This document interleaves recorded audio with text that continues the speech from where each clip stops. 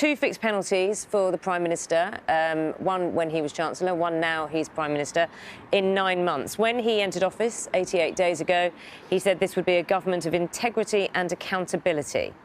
How does his integrity look with two fixed penalties?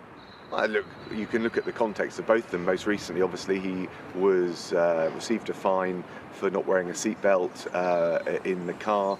Very briefly, he's put his hand straight up. He said it's a mistake. He's apologised for it. He's paid the fine. I think that honesty, that transparency, that willingness to be held to account, I think people will judge the circumstances around that. And of course, like many people, of course, he's doing a very busy job. So he's put his hands up. So what was he? Was he foolish? Was he reckless? Was it just a blatant disregard of the law?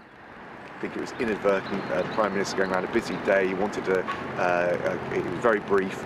He wanted to communicate with this Instagram posting. It was on the levelling up agenda. It's just a mistake.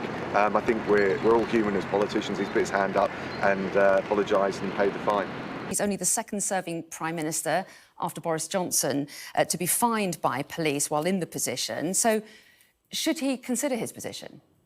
No, I don't think so. If you look at the context of it, or indeed the context of the earlier fine, which was, I mean, very much for inadvertent behaviour. But look, the Prime Minister's been very clear. He said it's a mistake. He's put his hand up. People want that kind of honesty. He's apologised. He'll pay the fine. It was an inadvertent mistake and it shouldn't have happened, and he's been very clear about that. So as Justice Secretary, it doesn't worry you that the Prime Minister has broken the law again? Look, of course, it shouldn't have happened. But I think with these things, what people expect most of all is, you know, the individual concerned, whoever it may be, put their hand up, be honest about it, accept the mistake, pay the fine. And I think, look, given the circumstances, I don't think it's something which would result in his resignation.